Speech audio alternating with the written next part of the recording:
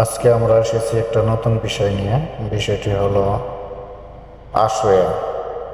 এটা হলো পাথরের যে ভাঙ্গাচোরা যে পাথরগুলো হয়, এই পাথরগুলা একসাথে করে তবলে করে যে দেওয়া হয়, এটার নাম আসোয়া বলে।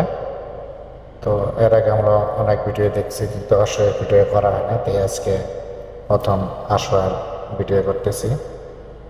তো আশাগুলো দেখতে এরকম। এই ভালো পাথরগুলো যে কাটা হয়, কাটে যে টুকরাগুলো আছে, এটি একটা তবলিয়া হিসেবে বেচা হয়। তোর নামে আসে লাগানোর পর অনেক সৌন্দর্য আসে। তো এই দেখুন তবলিয়াগুলো করতেছে, 3-4 জনে মিলে তবলিয়া করে প্রতিদিন 10টা-12টা তবলিয়া করতে পারে একজন লোকে। এই গোড়া মাছনার যে টোটা ফোটা পাথরগুলো আছে, সব এক জায়গায় করে একটা তবলিয়ার ভিতরে করে এটা বিক্রি করার উপযোগী করা হয়।